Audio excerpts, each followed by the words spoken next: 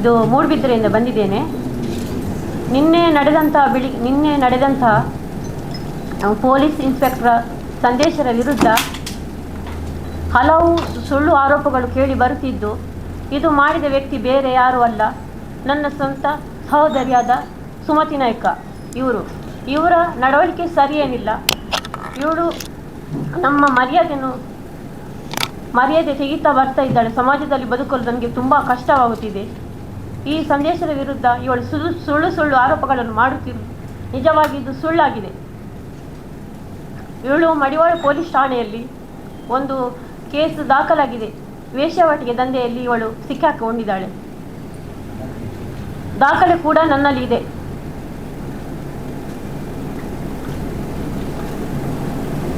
ಇವಳು ಒಂದು ಕಾರ್ಕಳದಲ್ಲಿ ಒಂದು ಪ್ರವೀಣ್ ಪಿಂಟೋ ಅಂತ ಒಂದು ವ್ಯಕ್ತಿಗೆ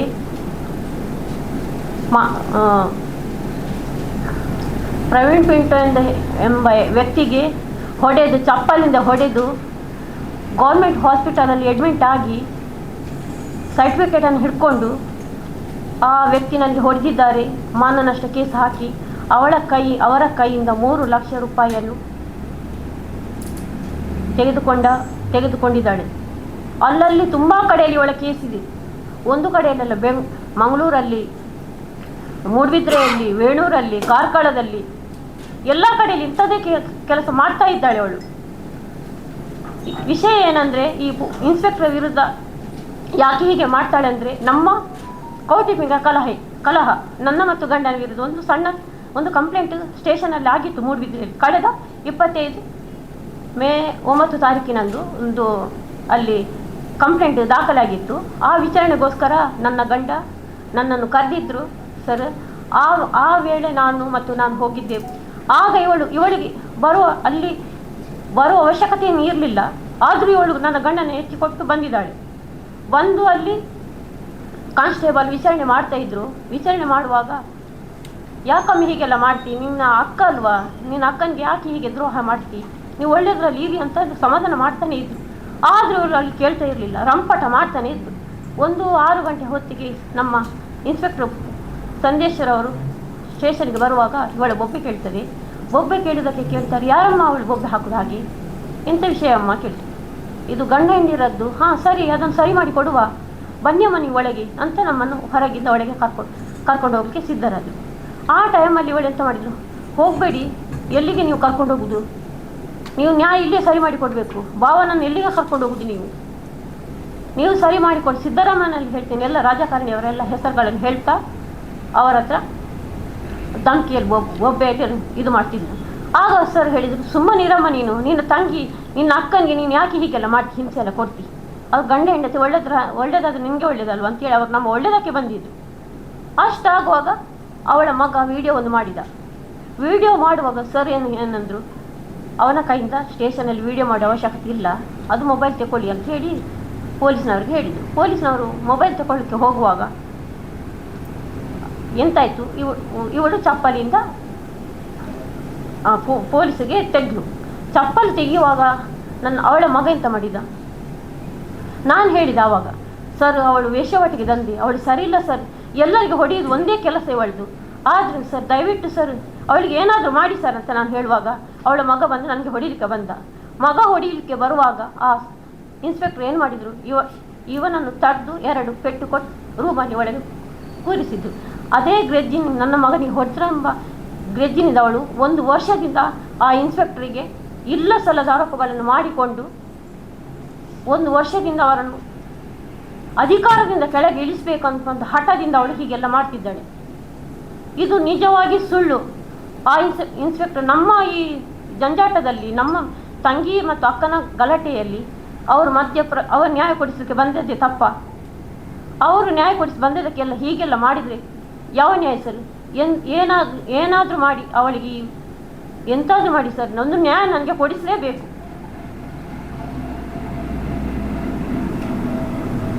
ಅಲ್ಲದೆ ನಮ್ಮ ಕೊಕ್ರಾಡಲ್ಲಿ 3-4 ಎಕರೆ ಜಾಗ ಇದೆ, ಅದನ್ನು ಸಹ ಇವಳು ನನ್ನ ಅಮ್ಮನಿಗೆ ಬುದ್ಧಿ ಕೆಡಿಸಿ, ನಾವು 3 ಮಕ್ಕಳು ನಮಗೆ ಗೊತ್ತಾಗದ ಹಾಗೆ ಆ ಜಾಗವನ್ನು ಕೂಡ ಅವಳ ಹೆಸರಿಗೆ ಮಾಡಿಕೊಂಡಿದ್ದಾಳೆ. ಎಲ್ಲ ಹಾಗೆ ಅವಳಿಗೆ ನನ್ನಲ್ಲಿ ಈಗ ಈ ಜಾಗಕ್ಕೆ ಬರ್ತಾಳೆ ಅಂತ. ನನ್ನ ಮಗನನ್ನು ಸಹ ಹಿಡ್ಕೊಂಡಿದ್ದಾಳೆ ಅವಳಿಗೆ. ನನಗೆ ಈಗ ಗತಿ ಇಲ್ಲದಾಗೆ ಆಗಿದೆ. ನನಗೊಂದು ನ್ಯಾಯ ಕೊಡಿಸಿ, ದಯವಿಟ್ಟು ನನಗೆ ನ್ಯಾಯ ಕೊಡಿಸಬೇಕು. ದಯವಾಗಿ ನಾನು ನಿಮ್ಮಲ್ಲಿ ಕೇಳಿಕೊಳ್ಳುವುದೇನೆಂದರೆ, ನನಗೊಂದು ದಯವಿಟ್ಟು ನ್ಯಾಯ ಕೊಡಿಸಬೇಕಂತ ನಾನು ನಿಮ್ಮಲ್ಲಿ ಎಲ್ಲರ ಪರವಾಗಿ ಕೇಳಿಕೊಳ್ತೇನೆ. ಇದರಲ್ಲಿ ನಿಮಗೆ ನ್ಯಾಯ ಬರಲಿಕ್ಕೆ ಏನು ನಿಮಗೆ ಸಂಬಂಧ ಪಡೋದಿಲ್ಲ ಅಲ್ಲ?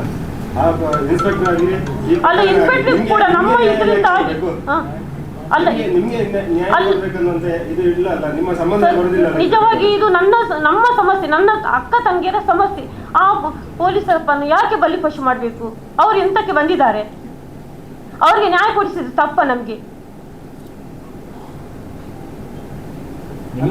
ನಿಮ್ಗೆ ನ್ಯಾಯ ಕೊಡಿಸಬೇಕು ಅನ್ನೋ ಪ್ರಶ್ನೆ ಬರುವುದಿಲ್ಲ ಇದರಲ್ಲಿ.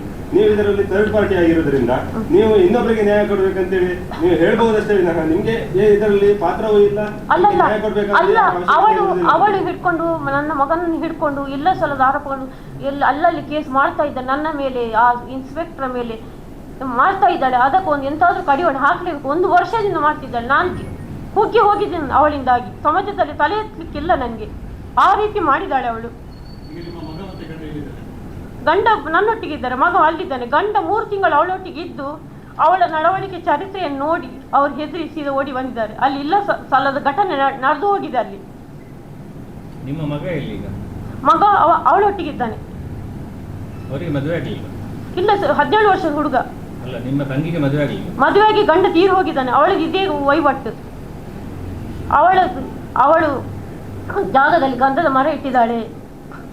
ಒಂದು 75 ಲಕ್ಷದ ಮನೆ ಕಟ್ಟಿದ್ದಾಳೆ. ಅದು ಅವಳಿಗೆ ನಿಜವಾಗಿ ಸ್ವಂತ ಕೆಲಸ ಏನಿಲ್ಲ. ಅವಳು ಎಲ್ಲಿಂದ ಹಣ ಬರ್ತದೆ ಎಲ್ಲ ವಿಚಾರಣೆ ಮಾಡಬೇಕು. ಸ್ವಂತ ಉದ್ಯೋಗ ಅಂತ ಏನಿಲ್ಲ ಅವಳಿಗೆ. ತೀರಿ ಹೋಗಿ ಒಂದು 3 ವರ್ಷ 4 ವರ್ಷ ಆಗ್ತಾ ಬಂತು. ಅವನು 1 ವರ್ಷದಿಂದ ಅಲ್ಲಿ ಇದ್ದಾನೆ.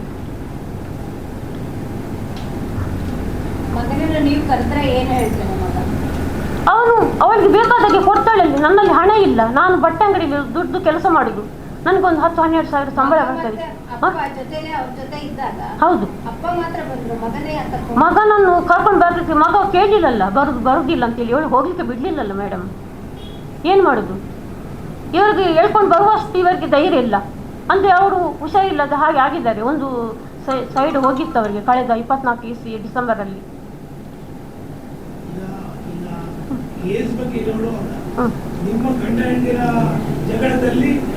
ಅವಳು ಬರ್ಬೇಕಂತ ಏನಿಲ್ಲ ಅವಳಿಗೆ.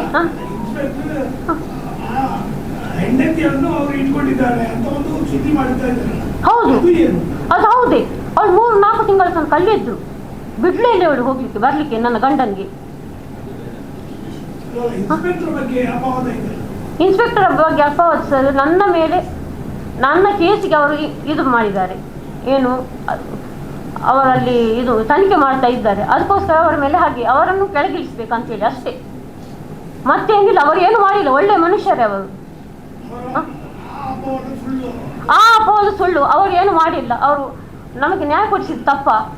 ಅಂದ್ರೆ ನೀವು ನಿಮಗೆ ಹೇಳುವಂತದ್ದು ನಿಮ್ಮ ಪ್ರಕರಣದಲ್ಲಿ ಅವರು ಯಾವ ರೀತಿ ವರ್ತಿಸಲಿಲ್ಲ ಅಂತ. ಇಲ್ಲ ಇಲ್ಲ, ನೀವು ಏನು ಮಾಡಲಿಲ್ಲ ಅಂತ ನೀವು ಯಾವ ಆಧಾರದಲ್ಲಿ ಹೇಳ್ತೀರಿ? ನಿಮ್ಮ ಹತ್ರ ಏನ್ ಸಾಕ್ಷ್ಯ ಇದೆ? ಮತ್ತೆ ನೀವು ಈ ಪ್ರಕರಣದಲ್ಲಿ ಇನ್ಸ್ಪೆಕ್ಟರ್ ಪರವಾಗಿ ನೀವು ಎಷ್ಟು ವಾದ ಮಾಡ್ಬೇಕಾದ್ರೆ ನಿಮ್ಗೆ ಇದರಿಂದ ಏನು ಉಪಯೋಗ? ಅಲ್ಲ, ಅದನ್ನ ನಾನು ಕೇಳ್ತಾ ಇರೋದು, ನೀವು ಏನು ಮಾಡಲಿಲ್ಲ ಅಂತ ನಿಮ್ಮ ಹತ್ರ ಏನ್ ಸಾಕ್ಷ್ಯ ಇದೆ ಅಂತ ಕೇಳುದು ಅಲ್ವಾ? ನಿಮ್ಮ ಪ್ರಕರಣದಲ್ಲಿ ಆಗಿಲ್ಲ, ನನ್ನ ಪ್ರಕರಣದಲ್ಲಿ ಆಗಿಲ್ಲ ಅಂತ ಹೇಳ್ಬೋದು. ಇನ್ನೊಬ್ಬರ ಪ್ರಕರಣ ಆಗಿದೆ ಇಲ್ವಾ ಅಂತ ನಿಮ್ಗೆ ಹೇಳಲಿಕ್ಕೆ ಸಾಕ್ಷ್ಯ ನಿಮ್ಮ ಹತ್ರ ಇಲ್ಲ ಸರ್. ನಾನು ನನ್ನ ವಿಷಯ ಅಷ್ಟೇ ಹೇಳಬಲ್ಲೆ. ನನ್ನ ವಿಷಯ ಮಾತ್ರ ಹೇಳಬಲ್ಲೆ, ಬೇರೆ ಬೇರೆ ವಿಷಯಕ್ಕೆ ನಾನು ಹೋಗುದಿಲ್ಲ. ನನ್ನ ತಂಗಿ ಅಂತೂ ಸರಿ ಇಲ್ಲ. ಆ ಸಂತ್ರಸ್ತೆಯರ ಇಬ್ಬರನ್ನು ಹಿಡ್ಕೊಂಡು, ಇವಳ ಗ್ರೆಜ್ಜನ್ನು ಅವರನ್ನು ಹಿಡ್ಕೊಂಡು ಬೆಂಗಳೂರಲ್ಲಿ ಈ ರೀತಿ ಎಲ್ಲ ಮಾಡ್ತಿದ್ದಾಳೆ ಸರ್. ಅದು ನನಗೆ ಗೊತ್ತಿಲ್ಲ. ಅದು ಸಂತ್ರಸ್ತೆ ಬೇರೆ. ಒಂದು ಗೇಟ್ ಲಾಕ್ ಆಗಿತ್ತು. ಗೇಟ್ ಲಾಕ್ ಆದಾಗ ಇವರು ಸಿಟ್ಟಾಗಿ ಅವರು ಹೊರಗಡೆ ಹೋಗಿರ್ತಾರೆ.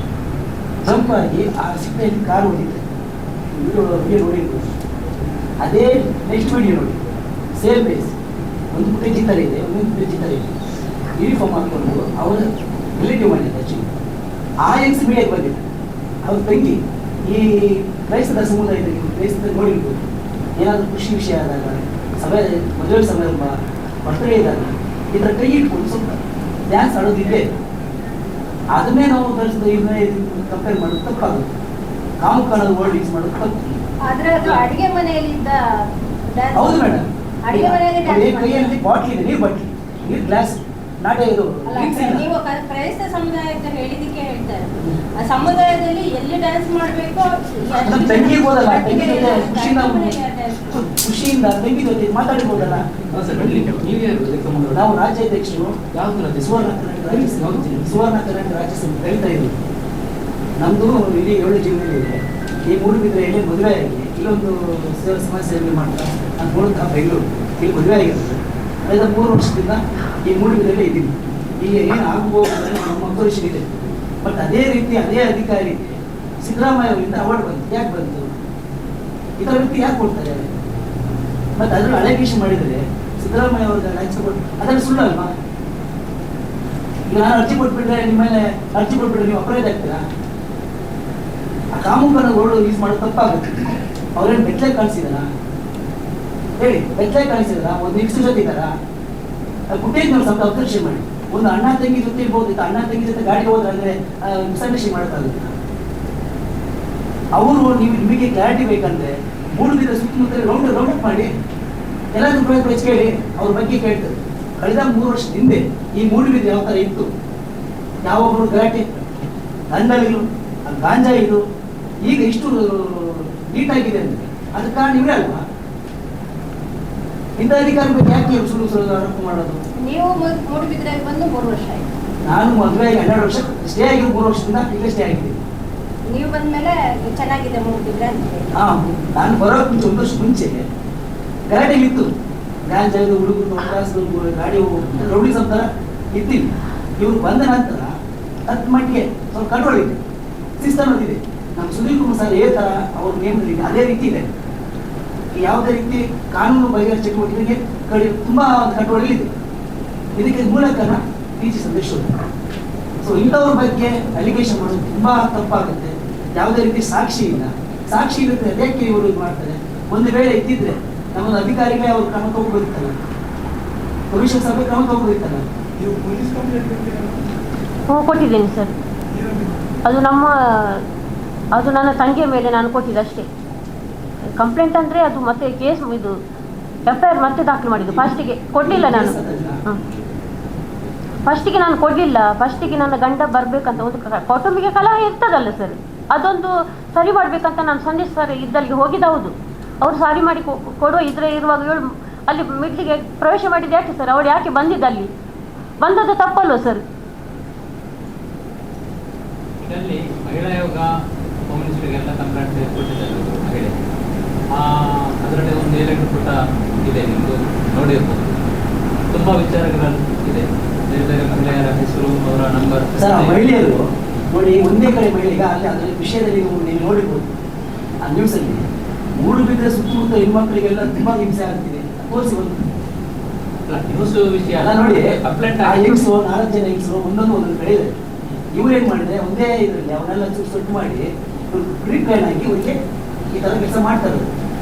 ಇಲ್ಲಿವರೆಗೂ ಮೂಡುಬಿದ್ರೆ ಹೆಣ್ಮಕ್ಳೆಲ್ಲ ಯಾವುದೇ ರೀತಿ ಕಂಪ್ಲೀಟ್ ರೌಂಡಪ್ ಒಂದು ಇದು ಮಾಡಿ ಜನರ ಅಭಿಪ್ರಾಯ ಕೇಳಿ ನಿಮ್ಗೆ ಗೊತ್ತಾಗುತ್ತೆ, ನಿಜಾಂಶ ಗೊತ್ತಾಗುತ್ತೆ. ಯಾರೋ ಹೇಳ್ತಾರೆ ಅಂತ ನಾವು ದಕ್ಷ ಅಧಿಕಾರಿ ಬಗ್ಗೆ ನಾವು ಏಕಾಏಕಿ ನಿರ್ಧಾರ ತಗೊಂಡು ತಪ್ಪಾಗುತ್ತೆ. ನಾವು ಅವತ್ತು ಇವರು ನಡೆದ ಗಂಟೆ ದಿನ ಅವತ್ತು ಸ್ಪಾಟ್ ನಾನು ಅಲ್ಲೇ ಇದ್ದೆ. ನಾವು ಸಂದೇಶವನ್ನು ಒಂದು ಕಾರ್ಯಕ್ರಮಕ್ಕೆ ಇನ್ವೈಟ್ ಮಾಡೋಕ್ಕೆ ಆ ನೈಟ್ ಮೇ 9ನೇ ತಾರೀಕು ನೈಟ್ 7 ಗಂಟೆ ಅಲ್ಲಿ ಹೋಗಿದ್ದೇನೆ. 7-8 ಗಂಟೆ ಆಗಿತ್ತು. ಅಲ್ಲಿದ್ದೆ ನಾವು ವೇಟ್ ಮಾಡಿ. ಇವರು ಪರ್ಸನಲಿ ಹೊರಗಡೆ ಬಂದು ಮಾತಾಡ್ತಾ ಸಂದೇಶ ಹೇಳಿದ್ರು, ನಿಜ ನೀನು ಗಂಡ ಹೆಂಡತಿ ವಿಷಯದಲ್ಲಿ ಬರಬೇಡಮ್ಮ, ನೀನು ಆ ಕಡೆ ಹೋಗು, ಅವ್ರ ವಿಷಯದಲ್ಲಿ ಯಾಕೆ ನೀವು ನೋಡ್ತಿರ್ತೀಯ, ನೀನು ಆಚೆ ಹೋಗು, ಸ್ವಲ್ಪ ಕದರಿದ್ರು. ಸೊ ಆಗ ಅವ್ರೇನು ಮಾಡ್ತಾರೆ, ಸ್ವಲ್ಪ ಹತ್ರ ಬಂದಿದ್ದು ಇವ್ರು ಹೇಳ್ದಂಗೆ ನನ್ನ ರಾಜಕೀಯ ಪ್ಲಸ್ ಇದೆ, ಅವರಿದೆ ಇವರಿದೆ ಅಂತ ಹೇಳಿ ಧಮಕಿ ಹಾಕಿ ಸ್ವಲ್ಪ ಕಾಲರಿಗೆ ಹೇಳ್ತಾರೆ, ರೋಡಿ ಥರ ಬಿಹೇವ್ ಮಾಡೋದು. ಮತ್ತೆ ಸ್ಲಿಪ್ಪರ್ ತಗೊಂಡು ಹೇಳಿ ಅದು ವಿಡಿಯೋ ಫುಟೇಜ್ ಇದೆ, ಒಬ್ಸರ್ವೇಷನ್ ಮಾಡಿದ್ರು ಫುಟೇಜ್ ಇದೆ ನಾನು ಸಣ್ಣದಿಲ್ಲ. ಮತ್ತೆ ಹುಡುಗ ಬಂದಾಗ ಆ ಹುಡುಗ ಕೂಡೋದು ಒಂದು ವಿಡಿಯೋ ಬಂದಿದೆ. ಅವ್ನು ಮಗನೇ ಅವ್ರು ನನ್ನ ಒಳಗೆ ಕೂತ್ಕೊಂಡು ಮಾತಾಡ, ನಿನ್ಗೆ ಈ ವಿಷಯ ಸಣ್ಣ ಸನ್ನಿವೇಶ ಇದೆ, ನೀವು ಒಳಗೂ ಬಂದು ಅವ್ರನ್ನ ಹೋಗಿ ತಗೊಂಡು ಅವ್ರನ್ನ ದಾಂಧಲೆ ಮಾಡಿದ್ದಲ್ಲ ಇದು ಮಾಡಿದ್ದು ಇದನ್ನೆಲ್ಲ ಮಿಕ್ಸ್ ಮಾಡಿ ಬೇರೆ ಥರ ಸೃಷ್ಟಿ ಮಾಡಿರೋದು. ನಿಜ ನಿಜ ಆಗ್ಬೇಕು ಸರ್, ಸುಳ್ಳು ಸುಳ್ಳು ಆಗ್ಬಾರ್ದು. ರಕ್ಷಾಧಿಕಾರಿಗೆ ದಯವಿಟ್ಟು ನ್ಯಾಯ ಕೊಡ್ಬೇಕು. ಮುಂದಿನ ದಿನದಲ್ಲಿ ಇದೇನಾದ್ರೂ ಇದಾದ್ರೆ ನಾವು ಉಗ್ರ ಹೋರಾಟ ಮಾಡೇ ಮಾಡ್ತೀವಿ. ಎಚ್ಚರಿಕೆ ಕೊಡ್ತೀನಿ. ಸಮಿತಿ ವತಿಯಿಂದ ಉಗ್ರ ಹೋರಾಟ ಮಾಡೇ ಮಾಡ್ತೀವಿ. ರಕ್ಷಾಧಿಕಾರಿ ಅನ್ಯಾಯ ಆದ್ರೆ ನಾವು ಬಿಡಲ್ಲ. ಪಾಪ ಒಳ್ಳೆ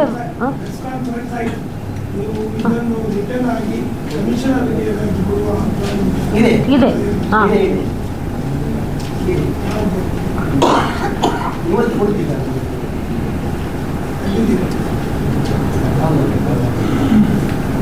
ನೀವು ಎಷ್ಟು ಹೋರಾಟ ಮಾಡ್ತೀವಿ ಅಂತ ಹೇಳ್ತಾರಲ್ಲ, ಈಗ ಕಮಿಷನರ್ ಅವರು ಹೇಳಿದ್ದಾರೆ ಏನಂತ ಹೇಳಿ, ಅವರದ್ದು ಯಾರು ನಿಮ್ಮ ಸಂತ್ರಸ್ತರಿದ್ದಾರೆ, ಯಾರು ಮಹಿಳೆಯರು ಅವರು ಕಂಪ್ಲೇಂಟ್ ಕೊಡಿ ಅಂತ. ಈಗ ಇನ್ನು ಕಂಪ್ಲೇಂಟ್ ಬರಲಿಕ್ಕೆ ಮೇಲೆ ನೀವು ಹೋರಾಟ ಮಾಡ್ತೀರಾ? ಖಂಡಿತ ಸದಾ ಸಿದ್ಧ. ನಾವು ಸುಮ್ಮನೆ ಹೇಳ್ಬಿಟ್ಟು ಬರ್ಬೇಕು. ನಾವು ನಮ್ಮಲ್ಲಿ ಯಾವ್ದು ಸುಳ್ಳಿಲ್ಲ. ಆಯ್ತಾ ನಿಮ್ಗೆ? ಈಗ ಹೇಳಿದಾರೆ ಅಷ್ಟೇ. ಇನ್ನು ನಾಳೆ ನಾಡಿದ್ದು ಯಾವಾಗಾದ್ರೂ ಕಂಪ್ಲೇಂಟ್ಸ್ ಬರ್ಲಿಕ್ಕೆ ಶುರು ಆಗ್ಬೋದು. ಹೆಣ್ಮಕ್ಳಿಂದ ಅವರು ದೌರ್ಜನ್ಯ ಮಾಡಿದ್ದಾರೆ, ಇವರು ಮಾಡಿದ್ದಾರೆ, ಅವ್ರು ಮಾಡಿದ್ದಾರೆ ಅಂತ ಕೆಲವು ಬರ್ಬೋದು. ಸಾಕ್ಷಿ ತೋರಿಸ್ತಾರೆ ಅಲ್ಲ ಬರ್ಬೋದು ಅಂತೇಳಿ ನಾವು ಕಂಪ್ಲೇಂಟ್ ಸಾಕ್ಷಿ ತೋರಿಸ್ಲಿ. ಅಲ್ಲ, ಸಾಕ್ಷಿ ಕಂಪ್ಲೇಂಟ್ ಮಾಡಿದ್ಮೇಲೆ ಅವ್ರು ಪೊಲೀಸ್ ಅವರಿಗೆ ಸಾಕ್ಷಿ ತೋರಿಸ್ತಾರೆ. ಓಕೆ, ಆದ್ರೆ ನಿಮ್ಗೆ ತೋರಿಸೋದ ಓಕೆ ಓಕೆ. ಅವ್ರ ರೀತಿ ಕಾನೂನು ರೀತಿ ಹೋರಾಟ ಮಾಡಿ, ನಮ್ಮ ರೀತಿ ನಾವು ಹೋರಾಟ ಮಾಡ್ತೀವಿ. ಅಂದ್ರೆ ನಿಮ್ಗೆ ಇಷ್ಟು ಆಸಕ್ತಿ ಯಾಕೆ ಅಂತ ಈ ವಿಷಯದ ಬಗ್ಗೆ? ನಮ್ಗೆ ಆಸಕ್ತಿ ಏನಿಲ್ಲ ಸರ್. ರಕ್ಷಾಧಿಕಾರಿ ಮೇಲೆ ಈ ತರ ಇಳಿಸಲದ ಆರೋಪ ಬಂದ್ರೆ ಅದು ಯಾರು ಸರ್ ಬಿಡ್ತಾರೆ? ನಾವು ಕಣ್ಣಲ್ಲಿ ನೋಡಿದ್ದೀವಿ. ನಮ್ಮಿಂದಾಗಿ ಯಾರು ಭಾಳ ಹಾಳಾಗ್ತಿದೆಲ್ಲ. ಯಾರು ಪರವಾಗಿ ವಹಿಸ್ಕೊಂಡು ಮಾತಾಡ್ಬಾರ್ದು. ಅಲ್ಲ, ಮಹಿಳಾ ಆಯೋಗಕ್ಕೆ ಅವ್ರಿಗೆ ಇಷ್ಟ ಸಹಾಯ ಮಾಡಿದ್ದಾರೆ ಕೊಟ್ಟಿದ್ದಾರಲ್ವಾ ಸರ್. ಮಹಿಳಾ ಆಯೋಗಕ್ಕೆ ದೂರು ಹೋಗಿದ್ದೆ ಅಲ್ವಾ? ಆ ದೂರಿನ ಆಧಾರದಲ್ಲಿ ಮಹಿಳಾ ಆಯೋಗ ಕಮಿಷನರಿಗೆ ಅದ್ರ ಇಷ್ಟು ಸತ್ಯ ಇದೆ, ಆ ದೂರಿನ ಇಷ್ಟು ಸತ್ಯ ಇದೆ. ಅದು ನಿಮ್ಗೆ ಗೊತ್ತಿದೆ. ಎಲ್ಲ ದೂರುಗಳು ಹಾಗೆಯೇ. ಈಗ ತೀರ್ಪು ಪ್ರಕಟ ಆಗುವ ಮೊದಲು ನಾವು ಅದನ್ನು ಆಗುದಿಲ್ಲ. ಯಾವುದೇ ಘಟನೆ ನಿಮ್ಮ ಮುಂದೆ ನಡೆದಿಲ್ಲ ಅಲ್ಲ, ನಿಮಗೆ ಗೊತ್ತಿಲ್ಲಲ್ಲ. ನೀವು ಎಷ್ಟು ಆಸಕ್ತಿ ವಹಿಸಿ ಇದನ್ನು ನೋಡಿದಾಗೆ ಹೇಳ್ತಾ ಇದ್ದೀವಿ. ಡಿಪೆಂಡ್ ಮಾಡಬೇಕಾದ್ರೆ ಏನು ಅದನ್ನು ನೋಡಿ, ಆ ಮಹಿಳಾ ಘಟನೆದು ನಮ್ದು ಮಾಹಿತಿ ಇಲ್ಲ, ನ್ಯೂಸ್ ನೋಡಿದ ಅಷ್ಟೇ. ಅಲ್ಲ, ನೀವು ಮಾಹಿತಿ ತಗೊಳ್ಬೇಕಿತ್ತು ಬರೋದು. ಆಸಕ್ತಿ ಯಾಕೆ ಬೇಕಿದೆ ಸರ್? ಈ ಮಾಹಿತಿ ನಿಮಗೆ ಸಿಗುದಿಲ್ಲ. ನಿನ್ನೆ ಅಲ್ಲ, ಈಗ ಆದ್ರೂ ನೀವು ಮಾಹಿತಿ ತಗೊಂಡು ಬರ್ಬೇಕಲ್ಲ. ಅಲ್ಲ, ನಾನು ಅವ್ರ ಲಕ್ಷ್ಯ ಏನಿದೆ? ಮೂಡಿದ್ರೆ ಆಗೋದು ಮಾತ್ರ ಮಾತಾಡ್ತಾರೆ. ನೇರವಾಗಿ ಅವರನ್ನು ನೋಡಿದಾಗೆ ಒಟ್ಟಿಗಿದ್ದಾಗಿ ಮಾತಾಡ್ತೀವಿ. ಅಲ್ಲ, ನಿಮ್ಮಿದ್ರೆ ಆದ ವಿಷಯದಲ್ಲಿ ಅವ್ರು ಕಂಪ್ಲೇಂಟ್ ನೀವು ಮಾಡ್ತಾರೆ. ದಶಕಗಳಿಂದ ಒಟ್ಟಿಗೆ ಇದ್ದಿದ್ದಾಗೆ ಮಾತಾಡ್ತಿದ್ದೀರಿ. ನಿಮ್ಗೆ ಅಷ್ಟು ಅವಶ್ಯಕತೆ ಏನು ಅಂತ? ಈಗ ಅವರ ಬಗ್ಗೆ ಆರೋಪ ಬಂದಿರುವಂತದ್ದು ತನಿಖೆ ಮಾಡ್ತಾರೆ ಅಂತ ಹೇಳಿದ್ದಾರೆ. ಮಾಡಿ ಇದರ ನಡುವೆ ನೀವು ಅವರನ್ನು ಸಮರ್ಥನೆ ಮಾಡ್ತಾ ಇದ್ದೀರಿ.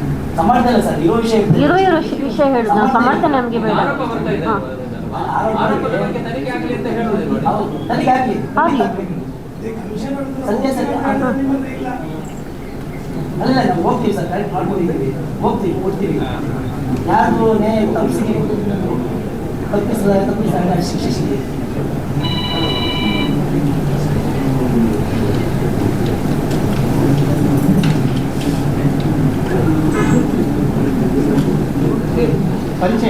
ಪರಿಚಯ ಮಾಡಿ. ಪರಿಚಯ ನಮ್ದ ಪೂಜನ ಸರ್, ನಮ್ಮ ಒಟ್ಟೂರು ಮಂಜುನಾಥ್ ಅಂತ, ಸುವರ್ಣ ಕರ್ನಾಟಕ ರಾಜ್ಯ ಸಮಿತಿ ಜೈವಿಕ ವ್ಯವಸ್ಥೆಯ ರಾಜ್ಯಾಧ್ಯಕ್ಷ.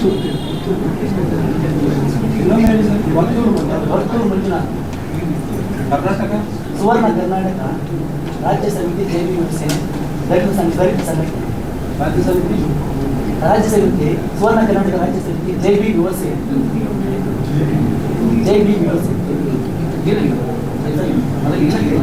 ರಾಜ್ಯಾಧ್ಯಕ್ಷ ಸಂಸ್ಥಾಪಕ.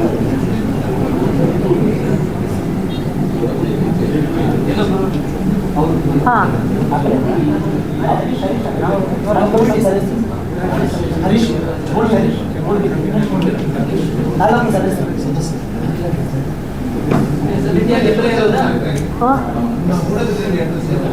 ಬಿಡುವೈ ನಮ್ದು. ಹಾಂ ಹೌದು. ತಾಲೂಕಿಗೆ ಅಧ್ಯಕ್ಷರೇ ಸರ್, ತಾಲೂಕಿಗೆ ಅಧ್ಯಕ್ಷರೇ ಅಧ್ಯಕ್ಷರಿದ್ದಾರೆ, ಬಟ್ ಅವರು ಕೆಲಸ ಒಬ್ಬರೇ ಇಲ್ಲ. ಅಲ್ಲ, ಟೀಮ್ ಇದೆ, ಬಟ್ ಸಡನ್ ಆಗಿ ನಮ್ಮ ಲಾಸ್ಟ್ ಟೈಮ್ ನೀವಿಬ್ಬರೇ ಬಂದಿದ್ರಿ ಅನ್ಸುತ್ತೆ. ಇಲ್ಲ, ನಾನು ಬಂದಿಲ್ಲ ಫಸ್ಟ್ ಟೈಮ್. ನಾನು ಬಂದಿಲ್ಲ ಫಸ್ಟ್ ಟೈಮ್.